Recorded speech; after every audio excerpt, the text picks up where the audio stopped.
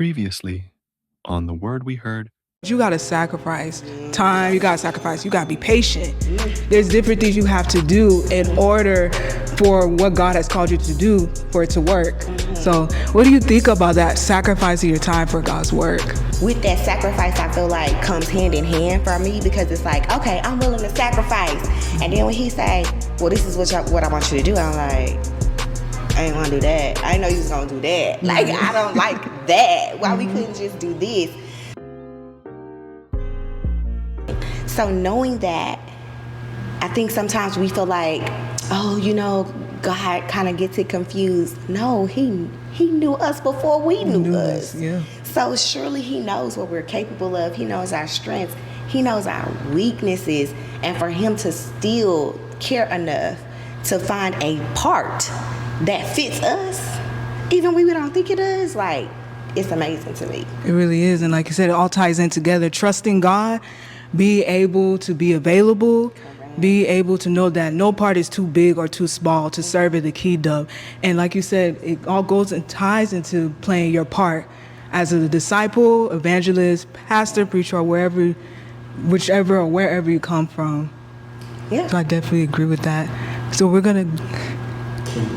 I want to hear from you, or Okay. even one of y'all, but specifically in what we're talking about, have you ever had to deal with comparison, like looking at somebody else's gifts and thinking that you can't do what God called you to do because you're looking at somebody else and what they can do? And maybe could you ask her that question and lead us in there? Okay. Oh, And that's then after she answers, Can I think about that for a few seconds? That question? You want to ask me first then? Yeah. Or you ask her. Okay. And we'll go from there. The question was... Because we're talking about playing your part. Right? Yeah. You said earlier, I'm going to paraphrase, I'm sorry, that basically you can feel like, well, why we got to do this? Why can't we just do this over here? Which to me speaks to, I'm more comfortable if we do it this way instead of the thing that you're calling me to do. Correct. So is any of that, does comparison to other people or what you perceive other people's gifts or callings play a part in you feeling like you can't do certain things and playing your part for the world? Okay. Now I'm understanding the question now. You say you are or are not? Yeah, I'm understanding the question now. Okay. Anything else that I can say to make it more clear? So basically, it's more so us comparing ourselves, like how he compared himself, Ananias compared himself to Saul. Right. Like, have you experienced Have I experienced that that personally? Is that something that you have to Definitely. combat? Like, Yeah. well, if the Lord has called me to it, I just need to be focused on it. Mm-hmm. If not, then that's fine. I'm just wondering. Okay. Okay. Make sure I get this right. I'm trying to make sure. We're thinking. No. That's kind of a difficult question. Okay. I have But I several think- examples. I'm trying to think of a good example that I ain't got to tell the whole backstory. Yeah, we'll be all over. Yeah, you don't get no Right, names, that's but why, like, okay, how can I just try to see this I think comparison? I think I got an example. But like I said, I'm not gonna say no names. We're just gonna general. Even if it's not comparison, imposter syndrome, right? I just don't because you already spoke on it. For you, more, has there been a space where you didn't believe that you could do the thing that the Lord told you to do? Yeah. If Okay. not so much comparison. Okay. Yeah. I like that. Okay. So you want me to ask you now? Yeah. Okay, you ready, girl? All right. So have you personally experienced where, like Ananias and Paul, where you've had some comparisons to where you felt like maybe you weren't qualified to do something or more qualified to do something than someone else in your life?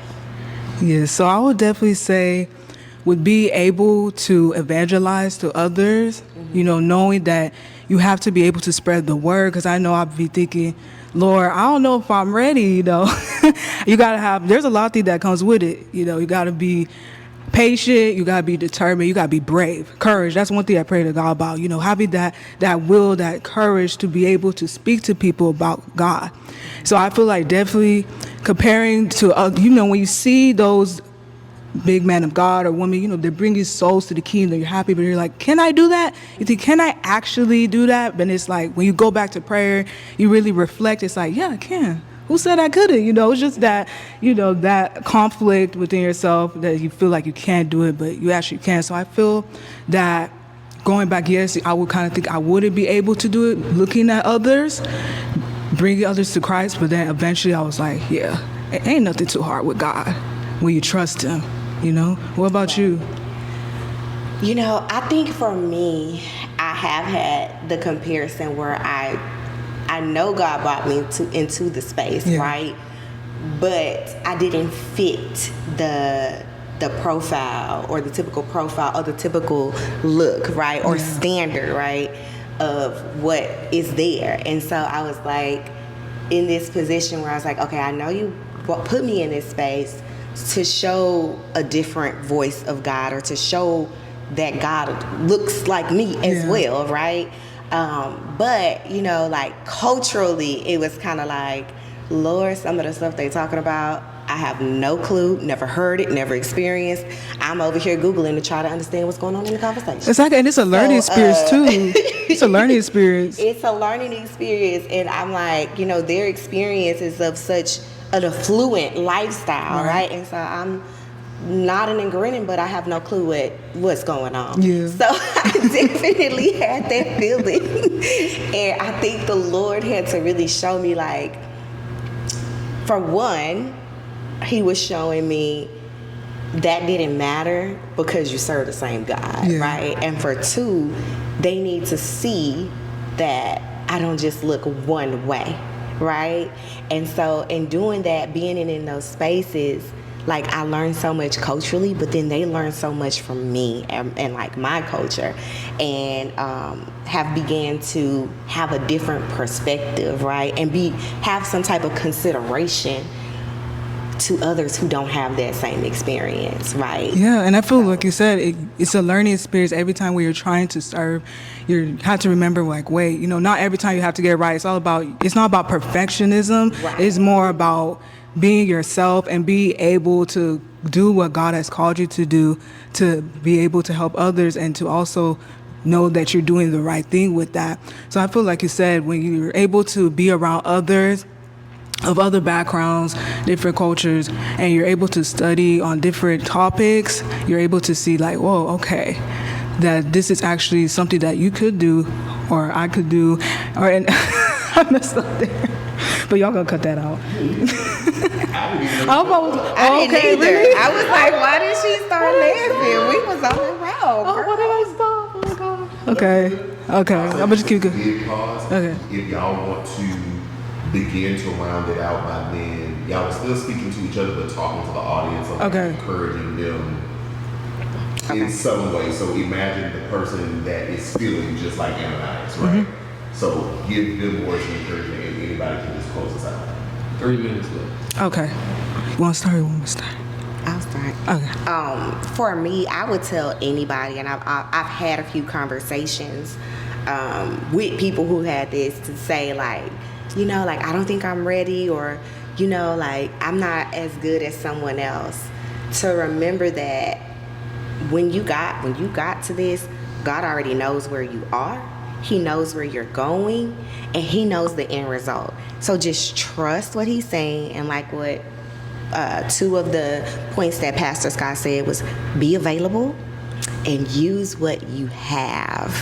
And then also through, you know, talking with God and seeking guidance from the Holy Spirit, it's no way you won't accomplish the task that God has given you.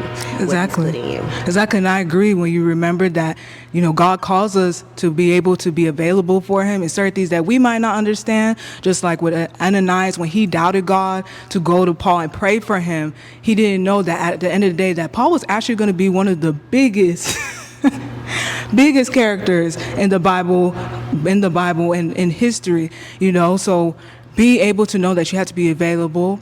I messed up again. Keep going. Keep going. Okay. Be available. Be available and know that nobody's too small or big to work for God, that everybody has specific gifts that God bestowed on them, and that you need to know that, hey, no matter what you're doing, that is for the greater good, like you said. So I feel that definitely that everyone should remember that at the end of the day, that whatever you have, whatever you're doing to serve, is for a reason, it's for a purpose. That no one should ever think that they have to compare themselves to another person or think that they're not good enough to serve or be able to reach people. I agree. Yes. And I will also say, play your part. Yes, play your part. Play your part. I ain't gonna lie, all I heard was play your part.